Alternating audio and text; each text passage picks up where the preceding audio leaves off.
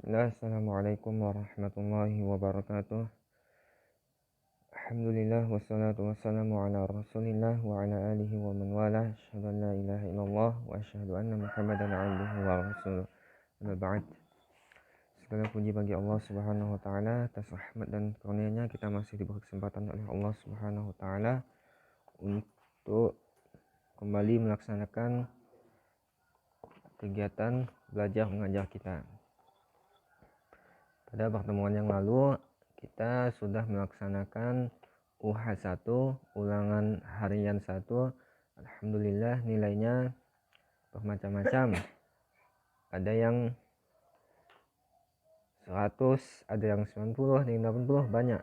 Sampai 20 juga ada. Nah, kalau yang belum paham maka ditanyakan sama Ustadz atau paling enggak sama orang tuanya, ya. Langsung saja, kemarin kita sudah membahas tentang tauhid uluhiyah. Apa sih itu pengertian tauhid uluhiyah? Kemudian contoh-contoh tauhid uluhiyah. Nah, sekarang kita masuk pada pengertian ibadah. Buka halaman 6. Allah telah memberikan nikmatnya yang sangat banyak kepada kita semuanya. Contohnya apa? Seperti penglihatan, pendengaran, makanan dan minuman untuk membantu kita dalam beribadah kepada Allah SWT. Nah, semua yang Allah berikan maka kita manfaatkan. Salah satunya yaitu beribadah kepada Allah semata, yang sampai menyekutukan Allah atau menduakan Allah, apalagi mensyirikkan Allah, menduakan Allah subhanahu wa ta'ala. Jangan sampai. Allah subhanahu wa ta'ala memberitahu kepada kita bahwasanya begitu banyak nikmatnya Allah berikan kepada kita dalam surat Luqman, Quran surat Luqman ayat 20.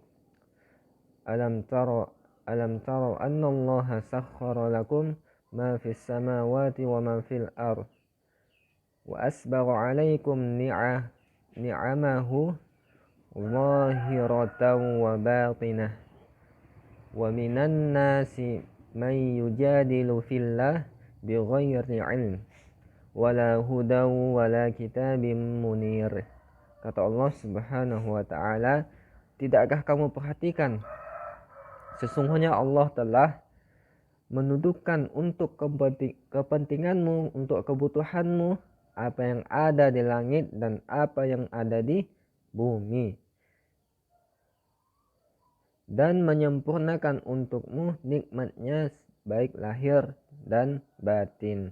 Nah, jadi semua yang ada pada diri kita semuanya itu murni dari Allah subhanahu wa ta'ala.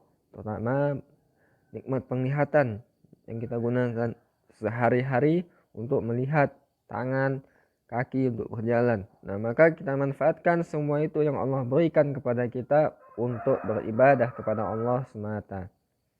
Kemudian pengertian ibadah. Ibadah secara bahasa atau etimologi berarti merendahkan diri serta tunduk. Sedangkan menurut syara atau terminologi, yaitu kullu ma yuhibbuhu Allahu wa yardahu minal aqwali wal a'mali al-zahirah wal batinah. Ibadah adalah setiap sesuatu yang dicintai dan diridhai oleh Allah subhanahu wa ta'ala berupa ucapan atau perbuatan, baik zahir maupun batin. Nah, nanti pada pertemuan selanjutnya insyaallah kita lanjutkan apa-apa sih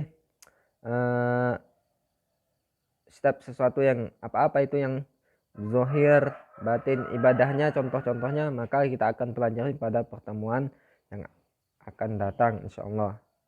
Gimana sih ibadah zahir, kemudian gimana sih ibadah batin. Insyaallah kita akan bahas pada pertemuan yang akan datang. Nah, hanya Allah subhanahu wa ta'ala saja yang berhak, satu-satunya yang berhak untuk diibadahi Karena hanya Allah saja yang maha pencipta. Ingat, pada tauhid rububiyah, hanya Allah yang menciptakan semua alam semesta ini, termasuk kita, termasuk manusia. Allah yang menciptakan jin dan manusia.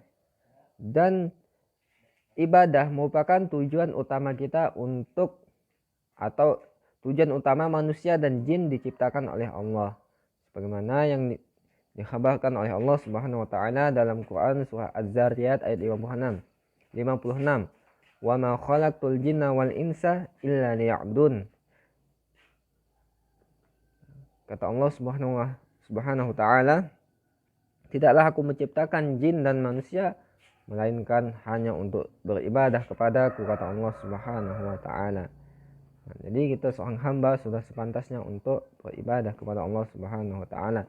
Kemudian Allah mengabarkan juga dalam Quran surah Al-Fussilat ayat 37.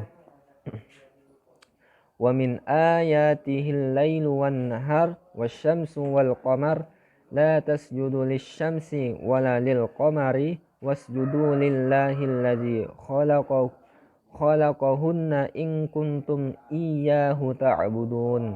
Kata Allah, janganlah sembah matahari maupun bulan. Ingat, janganlah sembah matahari maupun bulan, karena mereka tidak bisa apa-apa. Karena semuanya itu adalah ciptaan Allah. Jadi yang berhak disembah hanya Allah semata. Tapi sembahlah Allah yang menciptakannya. Allah yang menciptakan bumi, matahari maupun bulan. Semuanya yang ada di muka bumi ini, yang ada di dunia ini adalah Allah semuanya yang menciptakan. Jadi tidak pantas seorang hamba untuk mensyirikkan Allah Subhanahu wa taala. Kemudian jika ia adalah yang kamu hendak sembah, kata Allah, janganlah sembah matahari maupun bulan, tapi sembahlah Allah yang menciptakannya, jika ialah yang kamu hendak sembah.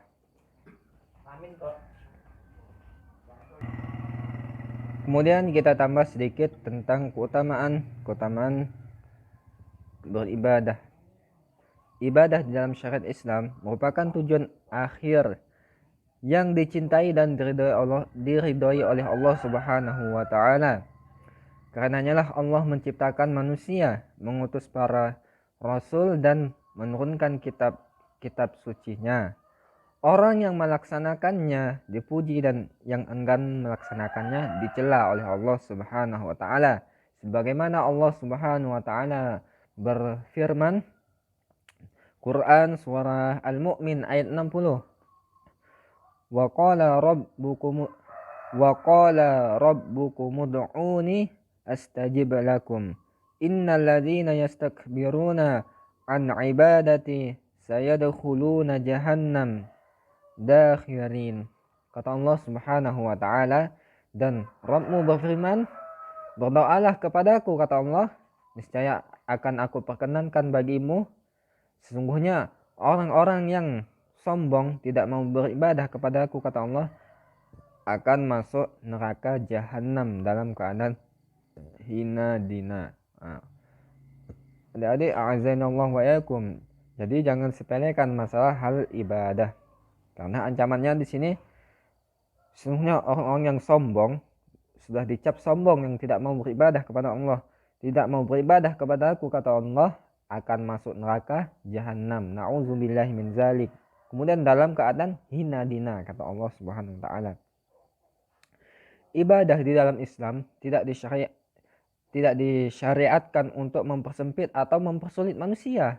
Jadi ibadah itu tidak untuk mempersulit atau mempersempit manusia, dan tidak pula untuk menjatuhkan mereka di dalam kesulitan. Akan tetapi ibadah itu disyariatkan untuk berbagai hikmah yang agung, kemaslahatan besar yang tidak dapat dihitung jumlahnya.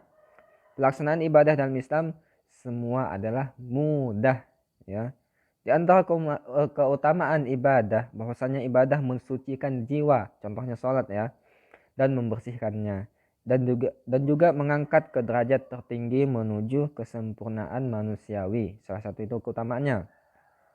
Kemudian termasuk keutamaan ibadah juga bahwasanya manusia sangat membutuhkan ibadah melebihi segala-galanya, bahkan sangat darurat membutuhkannya. Karena manusia secara tabiat adalah lemah, fakir, atau butuh kepada Allah. Sebagaimana halnya jasad membutuhkan makanan dan minuman. Demikian pula hati dan ruh memerlukan ibadah dan menghadap kepada Allah. Bahkan kebutuhan ruh manusia kepada Allah, bahkan kebutuhan ruh manusia kepada ibadah itu lebih besar daripada kebutuhan jasadnya kepada makanan dan minuman. Karena sesungguhnya esensi dan substansi hamba itu adalah hati dan ruhnya. Maka kita yang makan 3 kali sehari, makan 4, atau kebutuhan kita, kalau nggak makan sudah lemas karena. Tapi kalau ibadah lebih penting daripada itu untuk jasad dan ruh kita.